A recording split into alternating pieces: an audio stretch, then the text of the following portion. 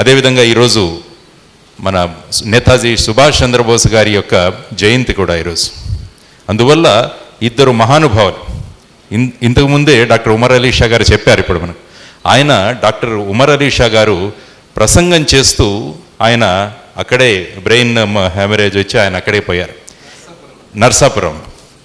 అదేవిధంగా మీరు ఆజాద్ హింద్ ఫౌజ్ స్థాపించిన నేతాజీ సుభాష్ చంద్రబోస్ కూడా తన పనిలోనే ఆయన ప్రాణాలు ఆయన పోయాయన్నమాట. అంటే గొప్పవాళ్ళు ఎప్పుడు మీరు చూస్తే వాళ్ళు హాస్పిటల్స్లో ఉండి అక్కడి నుంచి వాళ్ళు పరమపదించరు, వాళ్ళు తమ చేస్తున్న పనిలోనే వాళ్ళు అక్కడే ప్రాణాలు వదిలేస్తారనమాట. డాక్టర్ అబ్దుల్ కలాం గారు ఆయనకు అతి ఇష్టమైన స్టూడెంట్స్ ముందు ఐఐఎం ఇంఫాల్కు వెళ్ళి వాళ్ళతో మాట్లాడుతూ ఆయన ఒరిగిపోయారు.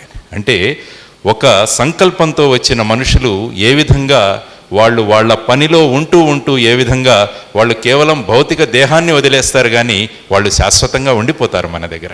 ఈరోజు ఉమర్ అలీ షా గారి గురించి ఇప్పుడు కూడా మనం మాట్లాడుకుంటున్నాం, స్వామి వివేకానందుల గురించి మాట్లాడుకుంటున్నాం, నేతాజీ సుభాష్ చంద్రబోస్ గారి గురించి ఈరోజు మాట్లాడుకుంటున్నాం, అబ్దుల్ కలాం గారి గురించి మాట్లాడుకుంటున్నాం, అనేక వ్యక్తుల గురించి మనం మాట్లాడుకుంటాం.